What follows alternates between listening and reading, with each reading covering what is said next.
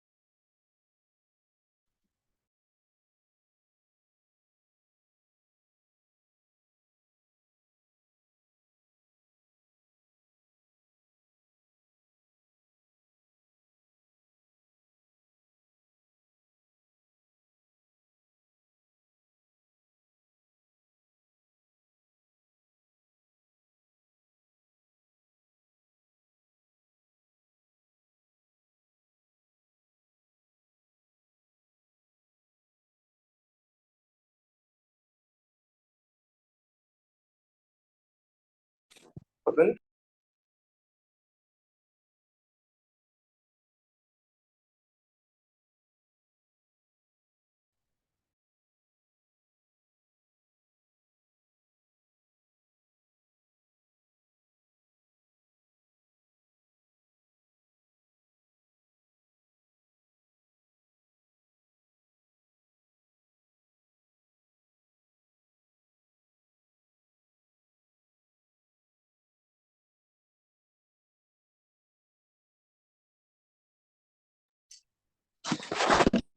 Hello everyone, Assalamu alaikum. Am I audible to all of you? Can someone please confirm on chats if you all can hear me?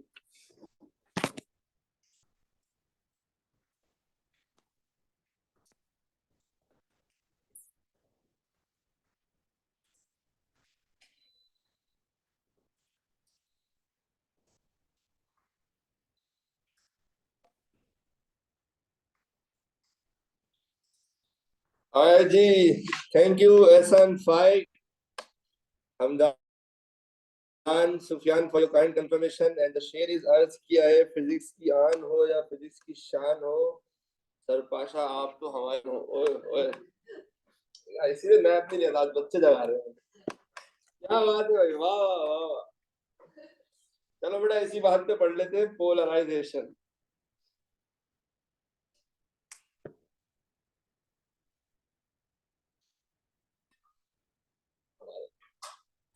So today we're going to talk about the last thing, which is a new edition in AS physics syllabus. That is polarization. Okay. So today we're going to talk about polarization. To understand polarization, you need to look at my sleep-deprived face with the help of this camera. Can you please hold this? So I'm visible. Okay. So we need to talk about. We need to first recall the concept of. We need to first recall the concept of transverse wave and longitudinal wave. Okay. So, what is a transverse? What is a longitudinal wave? एक longitudinal wave में energy आगे जाती है और particle उसके parallel ही oscillate करता है, right? So a longitudinal wave is a wave in which the vibration of the particles is parallel to the direction of energy transfer. Okay. Now there's a thing called transverse wave. In a transverse wave, the vibration of particle is perpendicular to energy transfer. Okay. जब हम कहते हैं ना perpendicular, तो perpendicular होने की possibilities बहुत है. जैसे ये परपेंडिकुलर है, okay, this is perpendicular, this is also perpendicular. समझ रहे हो आप मेरी बात?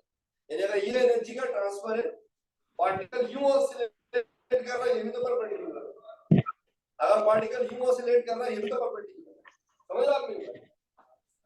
अच्छा, सिर्फ ये नहीं, ये भी परपेंडिकुलर है. परपेंडिकुलर देखो दोनों ये एंगल पे लग रहा है, बट इसके साथ तो परपेंडिकुलर ही है ना, 90 डिग्री. समझ रहे हो एनर्जी के ट्रांसफर के साथ. तो ट्रांसवर्स वेव में बहुत सारी ओरिएंटेशन पॉसिबल है. यू नो, ट्रांसवर्स वेव में बहुत सारे तरीके से वाइब्रेशन परपेंडिकुलर हो सकती है.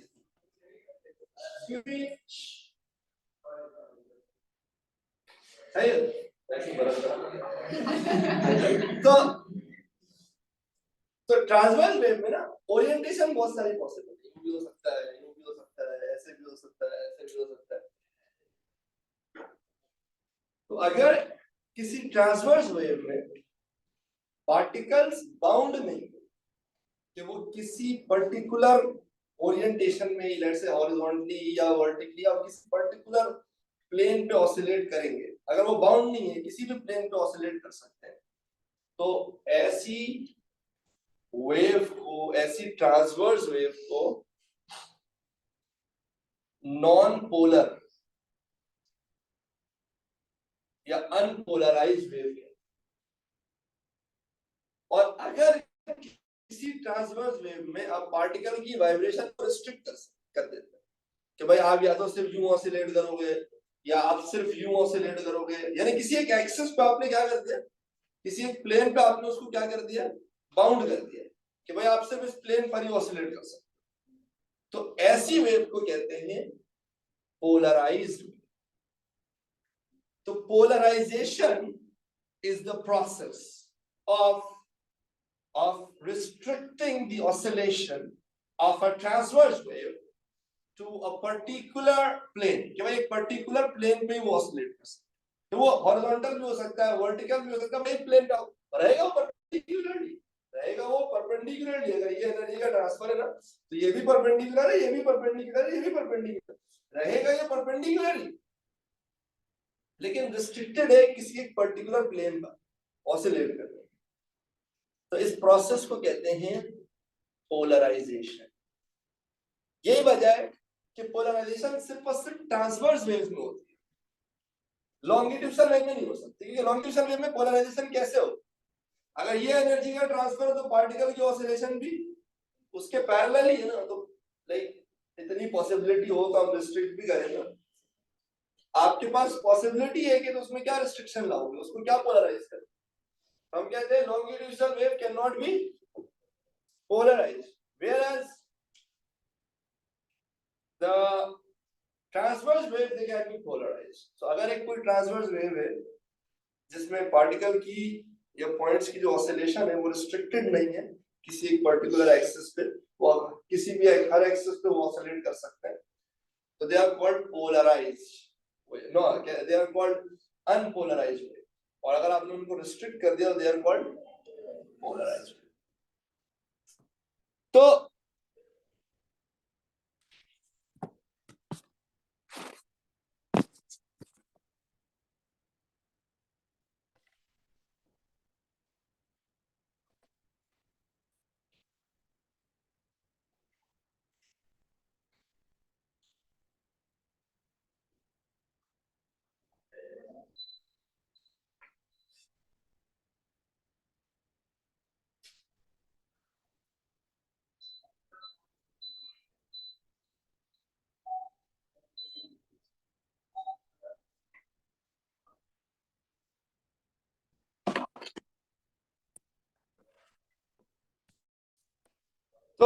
ये हमारा पोलराइजेशन का छोटा सा सिलेबस है।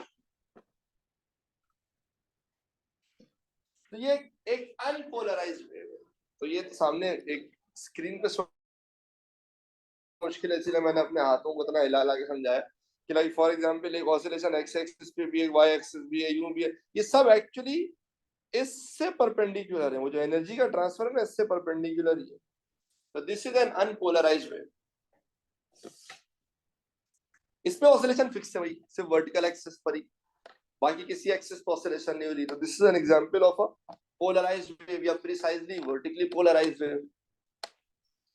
This is an example of a horizontally polarised wave कि भाई एक ही समझ ले प्लेन है जिसपे वो ऑसिलेट कर सकता है, उसके अलावा वो नहीं कर सकता। पोलराइजेशन होती कैसे?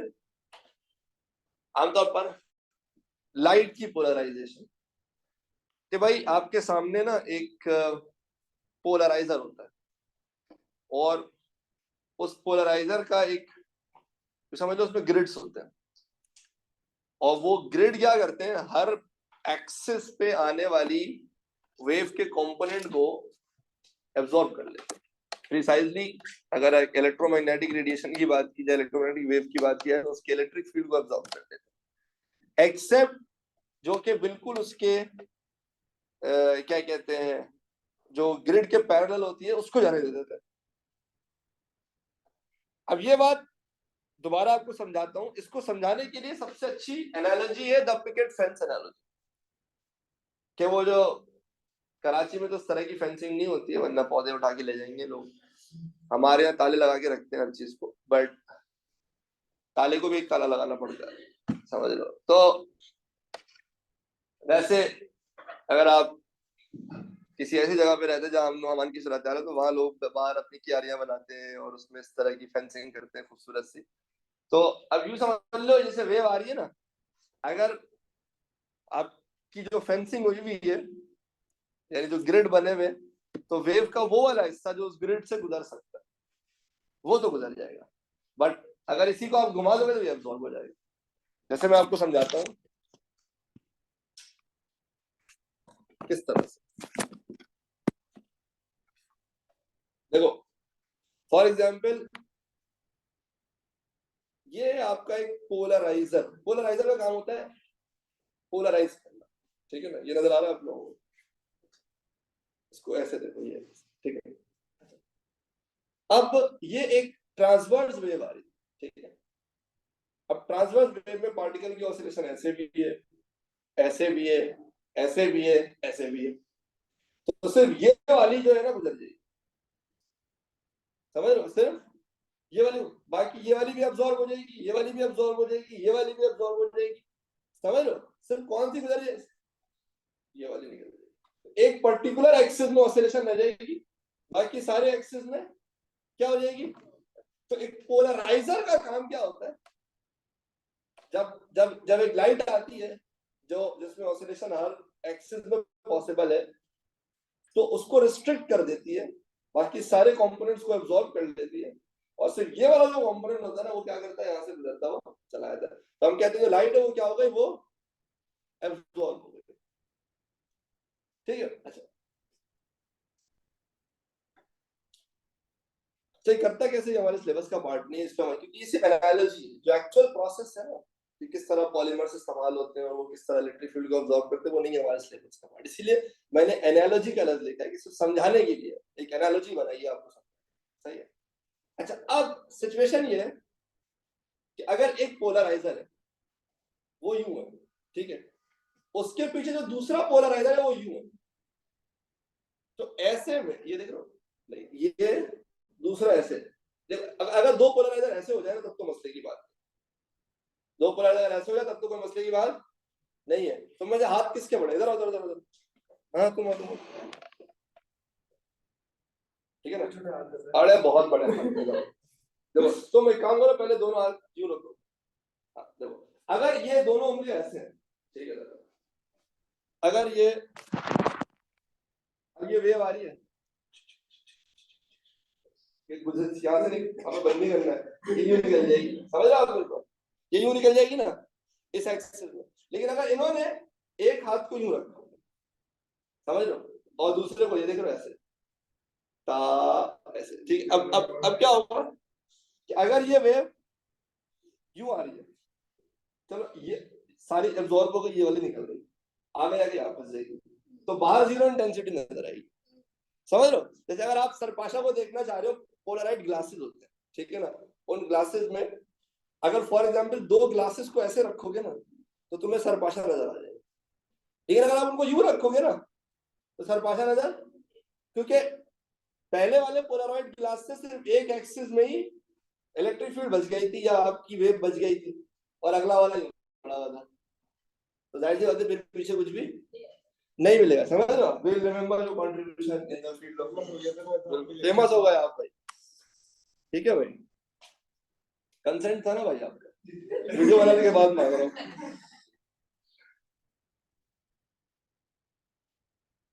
तो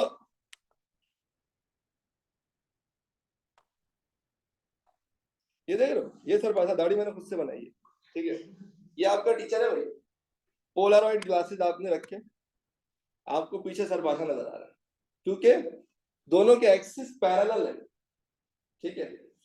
लेकिन अगर आपने एक्सिस को परपेंडिकुलर रख दिया, यानी एक को हॉरिजॉन्टल रखा हुआ, दूसरा पोलराइजर वर्टिकल रखा हुआ है, तो फिर आप रेसिस्ट कहलाओगे, फिर बीच में जो है ना वो, यहाँ पे एक पोलराइजर की लाइन ऐसे, लेट से पीछे वाला ऐसे और आगे वाला ऐसे, तो जो एक कंपोनेंट बचा था पीछे वाले ने वो एब्सॉर्ब कर लिया। यहाँ पे क्या, दोनों पोलराइजर ये लिखा हुआ ना पैरेलल है, अलाइन हुए, तो कोई मसले की बात नहीं है, जो एक्सिस एक पर्टिकुलर प्लेन में जो रह गया था दूसरे प्लेन से भी वही निकल जाएगा, दूसरे पोलराइजर से।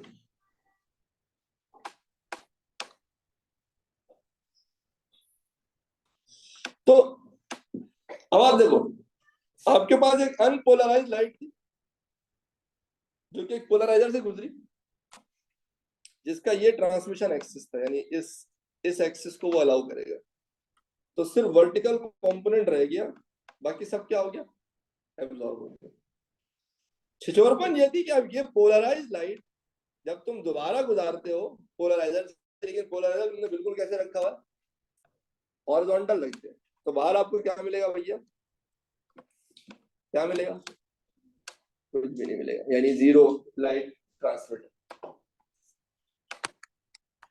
अब तक जो मैंने कहा है ना, इसको एक बार पढ़ लेते हैं।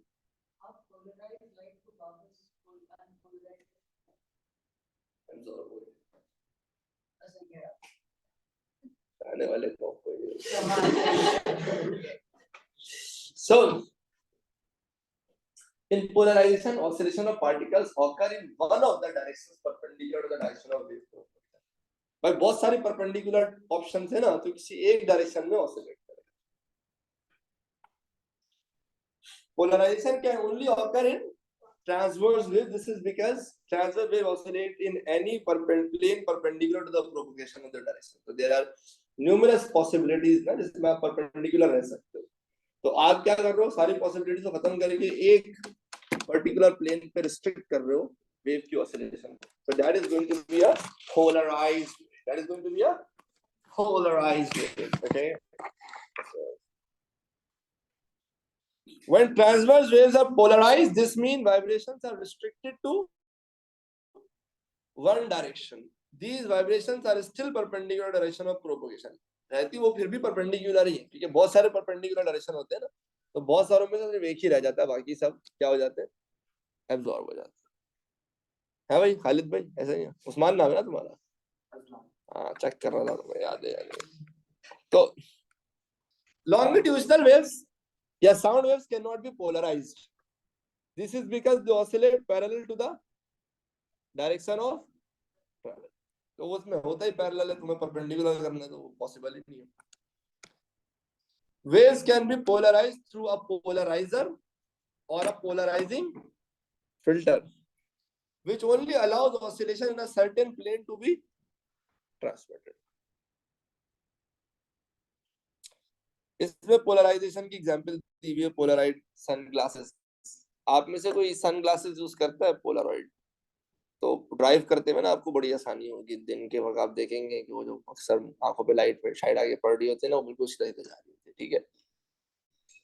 तो अच्छा खासा ग्लेयर वगैरह करने में, फिशिंग में मैंने कभी ऑब्जर्व तो नहीं किया, कभी फिशिंग हम तो अंधी पकड़ी कर रहे होते हैं, बट ये सुना है कि भाई अंदर तक नजर आ जाती है।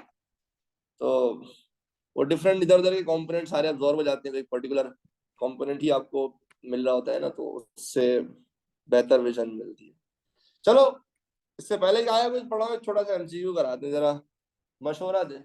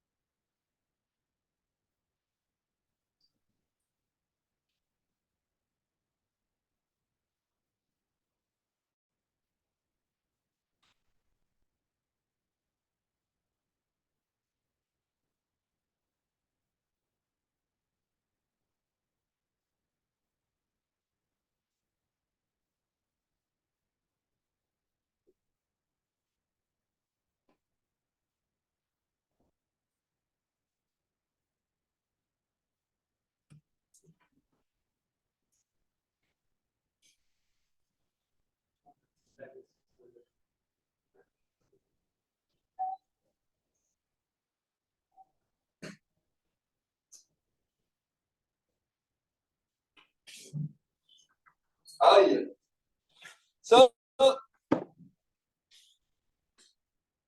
फैसला हुआ? I think it should be A, because सबसे पहले तो सी और डी फारिग कर दो। साउंड और अल्ट्रासाउंड ये दोनों ही क्या है, लॉन्गिट्यूशनल वेव्स हैं, तो उनमें तो डायफ्रैक्शन हो नहीं सकती है।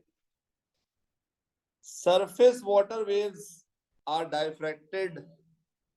देखो जहां पे डायफ्रैक्शन होती है ना, असल में ये एमसीक्यू सिर्फ डालने का पर्पस ये था आपको ये बताना है कि भाई डायफ्रैक्शन और पोलराइजेशन अलग चीज है। सिर्फ एनालॉजी बनाई थी समझाने के लिए ग्रिड्स की, but diffraction is something else, wave का आके स्प्रेड होना, दैट इज समथिंग एल्स। और पोलराइजेशन इज एब्जॉर्ब हो जाना, और डिफरेंट कंपोनेंट्स का और सिर्फ एक कंपोनेंट्स का रह जाना, that is an all together a very different concept. वो हमारे सिलेबस बड़ा लिमिटेड है, scope of the syllabus polarisation का बहुत छोटा सा है। तो बी सी डी तीनों ऑप्शंस पॉसिबल नहीं है, तो ऑब्वियसली ए में फिर भी हो सकता है कि रेडियो में मेटल ग्रिड के थ्रू जाए तो शायद उनका कंपोनेंट एब्जॉर्ब रह जाए, बाकी एब्जॉर्ब हो जाए। तो A is the correct option. यहाँ तक सारे मेरे साथ हैं? Can everyone please tell me if you are all clear till now? Cameraman junior उसके साथ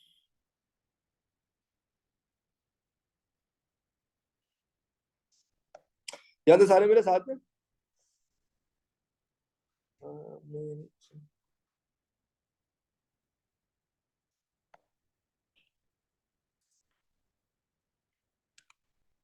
जैसी की एक्सप्लेनेशन है वो तो आप देख लेना, ये हम डिस्कस कर चुके हैं, पोलराइजर एनालाइजर।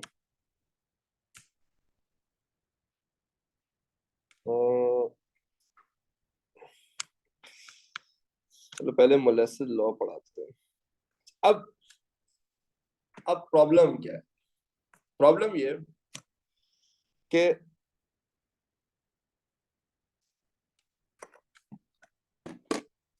मुझे एक बात पता है कि मेरे पास अगर एक,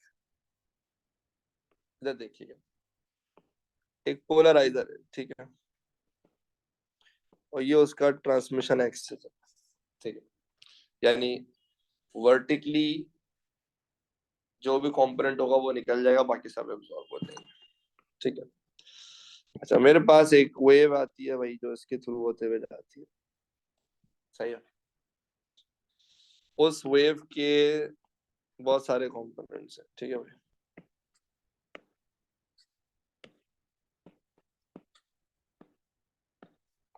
ठीक है। यहाँ से बाहर निकलेगा सिर्फ एक, इसमें कोई प्रॉब्लम किसी को? हमारा कोर्स इसके बाद से शुरू होता है कि एक ऑलरेडी प्लेन पोलराइज्ड वेव है,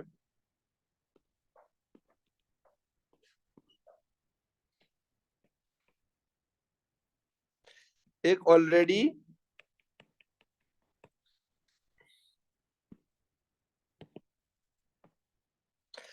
प्लेन पोलराइज्ड वेव है जिसको एक पोलराइजर से गुजारा गया। अगर ये बिल्कुल पैरेलल जाएगा तो पूरा पूरा बाहर आ जाएगा, सही है। बट अगर ये लाइक बिल्कुल परपेंडिकुलरली जा रहा होता, सही ना, यू इसके भी परपेंडिकुलर होता, तो यहाँ पे मुझे क्या मिलती, 0 सारे मेरे साथ 0 इंटेंसिटी। तो अगर आपके एक्सिस के बिल्कुल परपेंडिकुलर है तो सारा एब्जॉर्ब हो जाएगा, बिल्कुल पैरेलल है तो सारा निकल जाएगा, ठीक है। व्हाट इफ के आपकी जो ऑसिलेशन है वो आपके पोलरॉइड के साथ कुछ एंगल बना रही है, यानी आपके ट्रांसमिशन एक्सिस के साथ ना ही पैरेलल है ना ही परपेंडिकुलर है। लेट्स से ये आपकी वेव है, ये आपका ऑलरेडी प्लेन पोलराइज्ड वेव है जो कि आपके वाई एक्सिस के साथ या आपके ट्रांसमिशन एक्सिस के साथ एंगल बना रही है थीटा।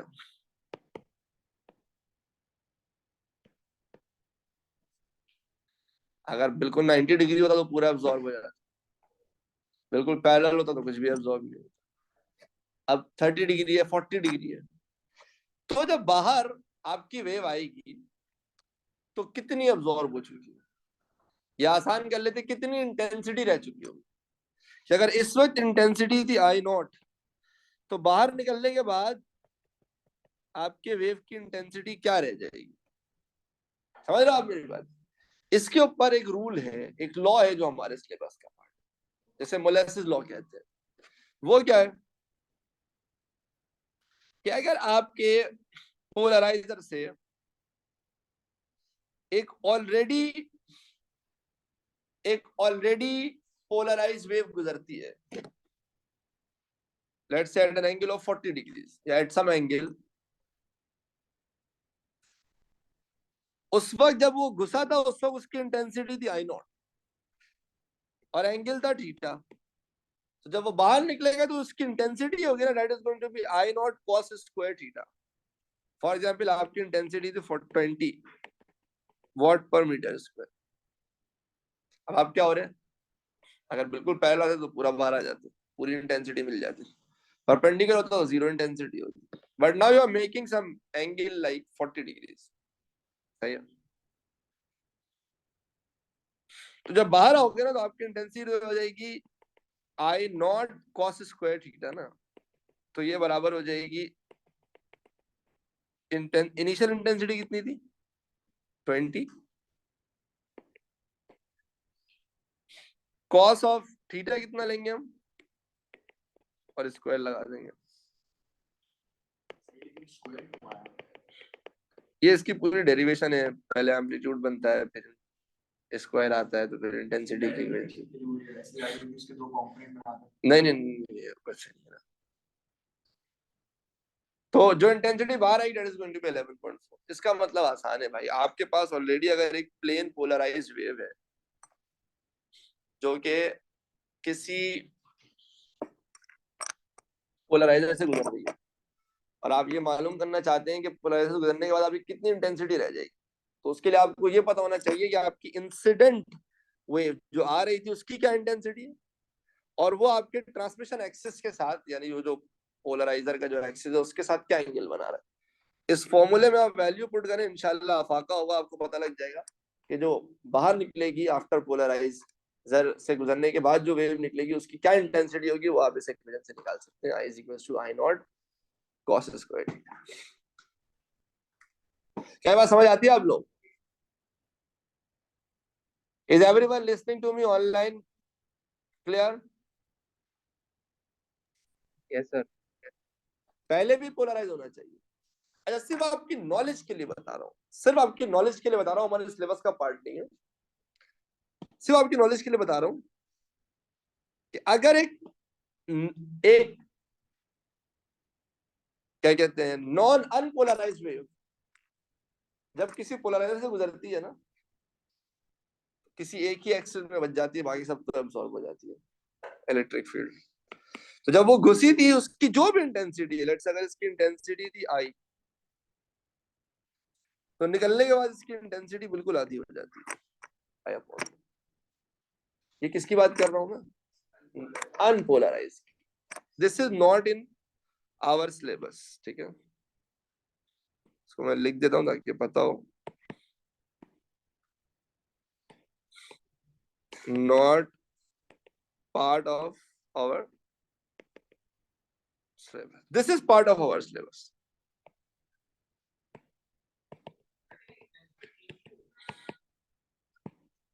कंपोनेंट्स अब्सॉर्ब हो रहे हैं तो बाहर वही इंटेंसिटी के साथ थोड़ी बाहर आएगा।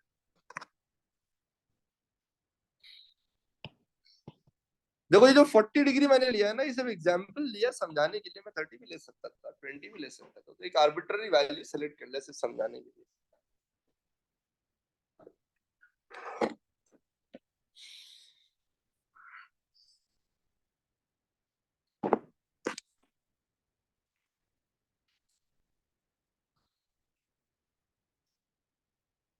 नहीं, वेव टर्न नहीं हुई, आप पोलराइजर जो है ना वो आप रखते हो डिफरेंट एंगल्स पे। जैसे मैं तुम्हें एक सवाल कराता हूँ, आज ही मैंने एक दो क्वेश्चन निकाला क्योंकि रिसेंटली ऐड हुआ है ना, इसके पास पेपर के क्वेश्चन बहुत कम है।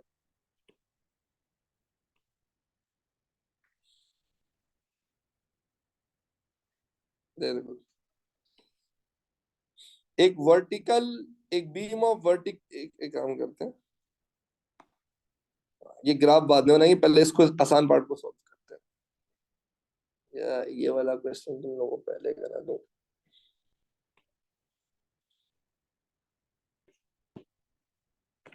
ये देखो, ये अभी रिसेंटली पूछा गया 2023 में ना।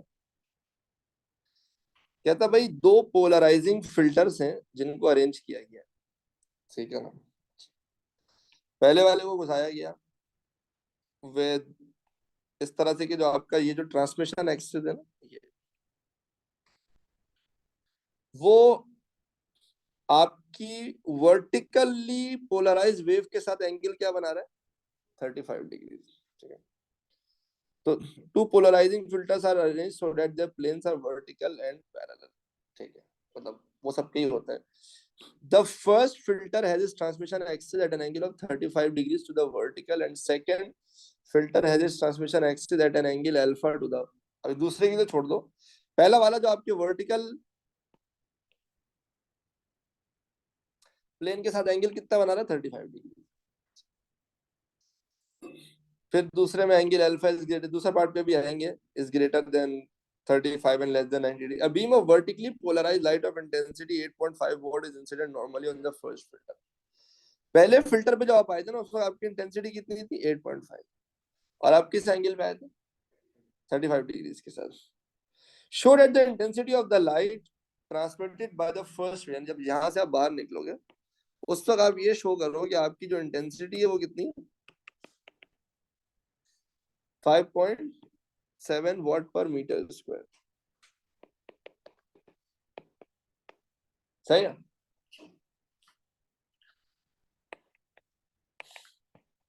I is equals to I naught cos square theta. अब ये आपकी इंटेंसिटी है I नॉट, ये I नॉट है पहले वाले के लिए, तो 8.5 cos of 35 का स्क्वायर, ठीक है। cos स्क्वायर थीटा का मतलब cos थीटा होल स्क्वायर ही होता है, ठीक है। बताइए क्या आंसर है?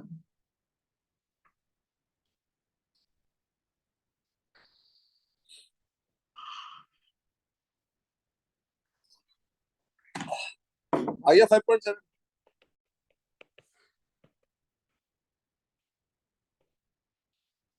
अच्छा, अब ये जो 5.7 वॉट पर मीटर स्क्वायर है ना, ये दूसरे वाले का इंसिडेंट है, समझ लो। दिस इज ट्रांसमिटेड, वो थी जो बाहर निकली है। दिस इज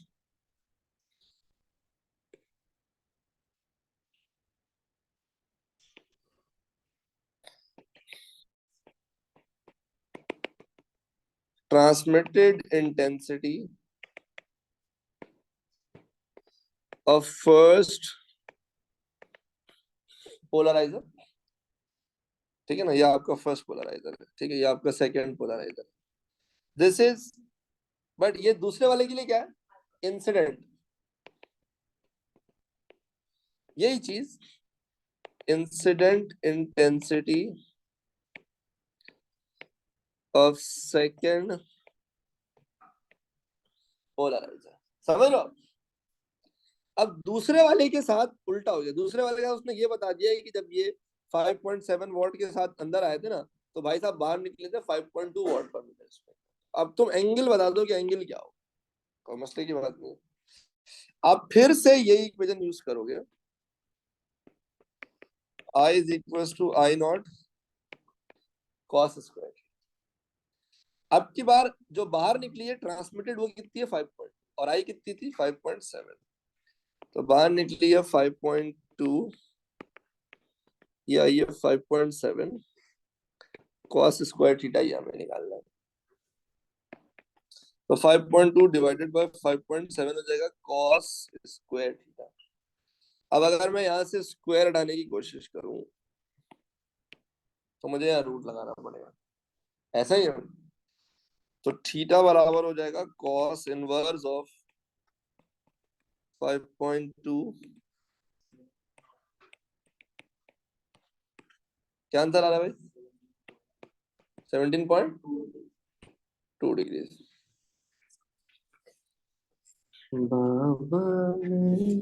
तो भाई ये छोटा सा फॉर्मूला है जो आपको अप्लाई करना आना चाहिए। क्या सारे मेरे साथ हैं? 17.2 यार, ठीक।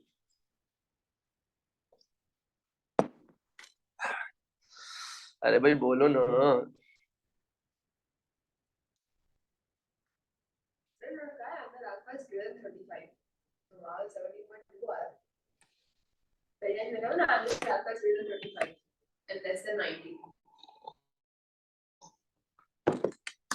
नाइनटी से माइनस कर देना ना, मतलब वो दूसरे तरफ से एंगल निकाल लो। दिस इज 17 पॉइंट,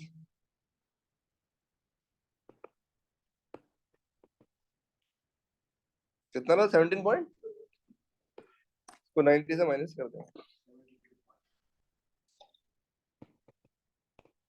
2 पॉइंट, वो दूसरा वाला एंगल ले जाए 90 से माइनस कर।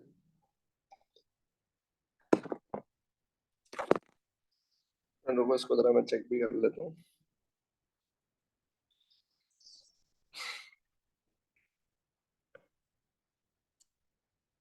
जो 2023 है ना,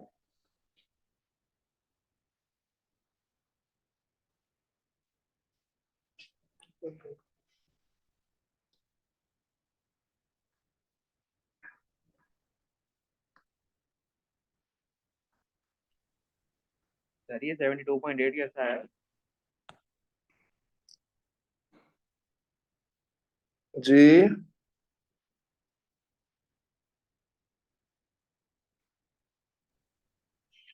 सर मैं पूछ रहा हूँ ये 72.8 कैसा है ये?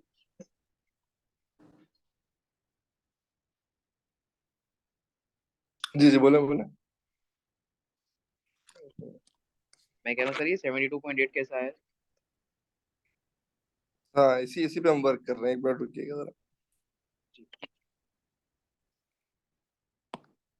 ये आपका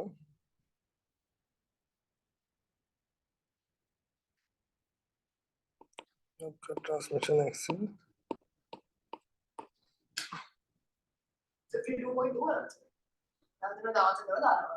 हाँ हाँ हाँ 52,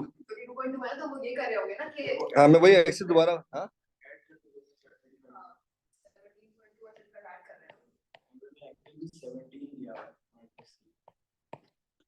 नहीं 17 तो सही निकाल लिया हमने। 17 किया। वही देख रहा हूँ, थोड़ा ड्राइंग कंप्लीट करने दो। अच्छा इसको फर्दर रोटेट किया है, समझ गया ना। देखो मेरी बात समझो, एक आपके पास पहले से लाइन बनी हुई है,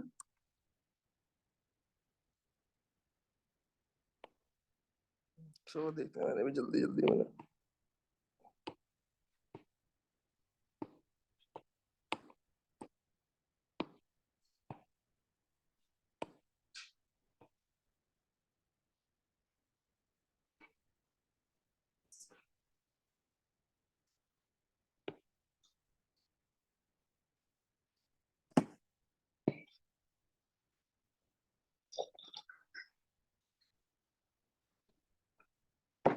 ना ना समझे क्या हुआ यहाँ पे? भाई देखो बोल के समझो। हमें ये 90 डिग्री वाली चीज, भाई कैमरा भी खोल दिया, इसका कैमरा खोल दिया। देखो असल में आपके पास ना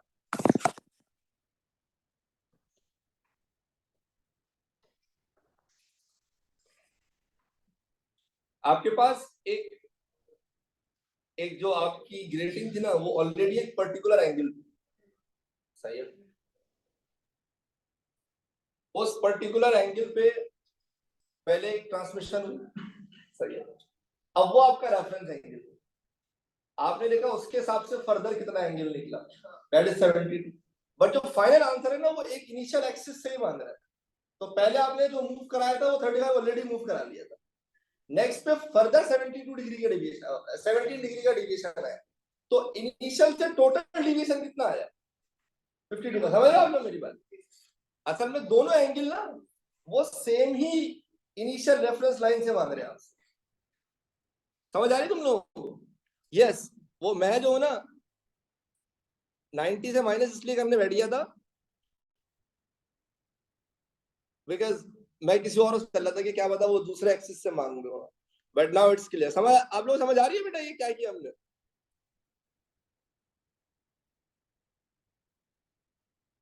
कि भाई आप ऑलरेडी वर्टिकल से ना 35 डिग्रीज पे थे, सही है। आप वर्टिकल से कितने थे? 35 डिग्रीज पे थे, तब आपकी ये इंटेंसिटी आई। अब आप ऑलरेडी जिस पर हो ना उससे फर्दर 17.2 डिग्रीज गए, तो वर्टिकल से टोटल कितना चलेगा? 35 पहले मूव हुए थे, इसमें ऐड कर दो वो, क्या आंसर आ रहा है? 52.2, जिसको आप राउंड ऑफ करके 52 पे लिख सकते। ये बात समझ आती है सबको? तो फिर नेक्स्ट क्वेश्चन पे आए।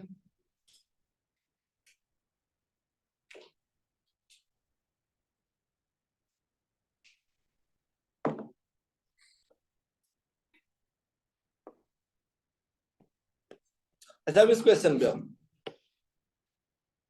सुबह ना ये क्वेश्चन हमने 17.2 निकाल के छोड़ दिया था, तो इत्तेफाक से क्लास हो गई तो हमने भी गौर से देखा नहीं, अच्छा हुआ ये हमने पहले वाला क्वेश्चन कर लिया। अच्छा this is a very simple question. एक वर्टिकली पोलराइज लाइट है और आपके सामने एक फिल्टर है, सही है, या एक पोलराइजर है। अब ये पोलराइजर ना आप पूरा घुमा रहे हो कितना? 360 degree. The transmission axis of polarise initially vertical. जब शुरू में आप वर्टिकल हो ना और आपकी वेव भी वर्टिकल है, तो आउटपुट पे आपको फुल इंटेंसिटी मिलेगी। फिर आप क्या करो, आप इसको घुमा रहे हो, कितना घुमाया आपने? By 360 degree, while the plane of the filter remains perpendicular to the, जो मेन प्लेन है यानी वो ऐसे ही रहेगा, सरफेस इसको चेंज नहीं करेंगे हम, ठीक है। Sketch the graph to show the variation of the intensity of the light in the transmitted axis with the angle through which the transmission axis is rotated। देखिए जब आप बिल्कुल इस पोजीशन पे हैं अभी, इस वक्त आप मैक्सिमम पे खड़े हो, ऐसे ही। फिर क्या होगा? जब आप 90 डिग्री मूव करोगे आप कहां पर आ जाओगे? बिल्कुल परपेंडिकुलर हो जाओगे ना, तो आप जीरो पे आ जाओगे। फिर 180 डिग्री जाओगे ना, तो अभी आप यूं हो ना, फिर आप यूं हो जाओगे, फिर आप फर्दर 90 जाओगे तो यूं हो जाओगे, तो दोबारा पैरेलल हो जाओगे ना, तो फिर आप मैक्सिमम पे आ जाओगे। समझ रहे हो आप मेरी बात? फिर 90 डिग्री और मूव करोगे, फिर ऊपर आ जाओगे। तो ये जो वेव बनेगी ना, जब भी कोई चीज 360 डिग्री रोटेट करती है ना, तो वो आपको साइनोसॉइडल शेप देगी। बहुत अच्छा नहीं बनाया मैंने, थोड़ा सा स्मूथ बना देता हूँ। कॉस का ग्राफ बनेगा।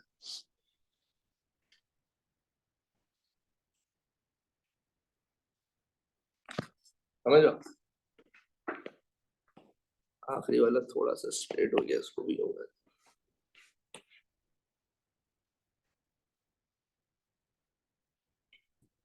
समझ लो, फिर वही है कि आपके पास जो इंटेंसिटी ऑफ द लाइट है, इंसिडेंट है 7.6, दिस इज आई नॉट, और when the transmission axis of the filter is at an angle theta to the vertical, the light intensity of the transmitted beam is, this is I जो finally बाहर आएगी 4.2, आप angle निकाल दो, तो I is equals to I not cos square theta, 4.2 आपको transmit हो रही है और इंसिडेंट कितनी हुई है 7.6। थीटा कितना है वो तो निकालना ही है, निकालो फिर से वही।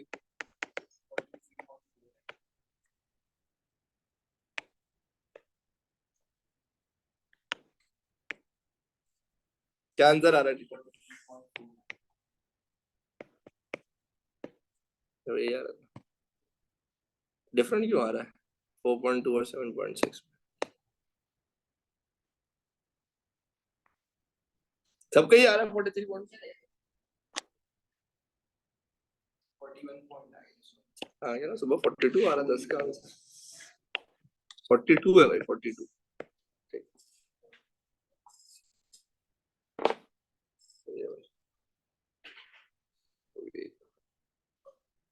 चेक कर लेते हैं यार, सुबह ही करवाया मैंने, मार्किंग स्कीम से हमने इसको वेरीफाई किया नहीं था।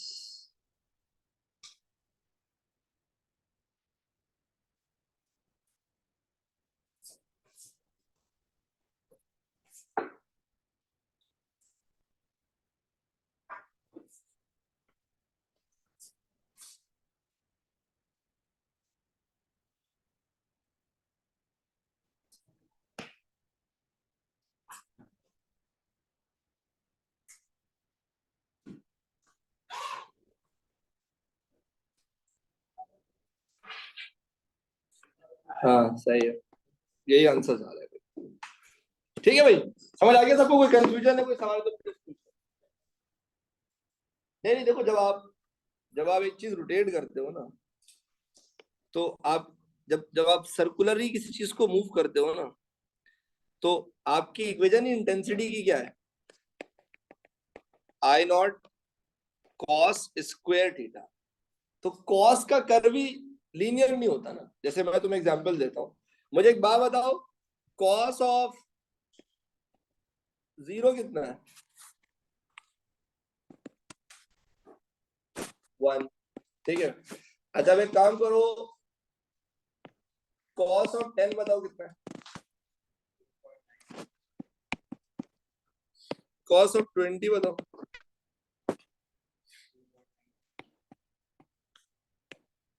कॉस ऑफ 40 बताओ,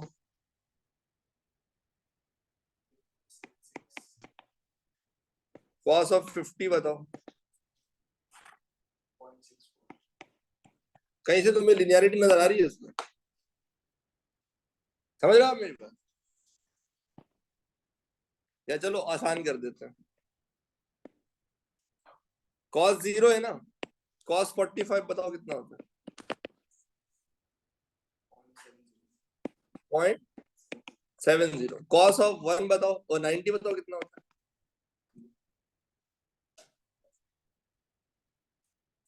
0 होता है। अब मुझे एक बात बताओ, अगर 90 0 है और 0 पे 1 है, तो ये तो 0.5 होना चाहिए था, नहीं है ना 0.5, because there is no linearity. अगर लिनियरिटी होता ना तो बिल्कुल ये होता, cos 45 पे ना तुम्हारी वैल्यू आधी नहीं हो जाती है कि तुम सीधा सीधा बना दो, बल्कि तकरीबन कितनी होती है, 0.7 होती है। इसीलिए थोड़ा सा, यानी जब आधे हो ना तो ये चीज आधी नहीं हुई है, देखो तकरीबन 0.7 ही है ये, टाइम्स द इनिशियल वैल्यू। तो कॉस का ग्राफ बनता है इस तरह से, समझ लो। वैसे तो प्रिसाइजली कॉस स्क्वायर का ग्राफ है ये।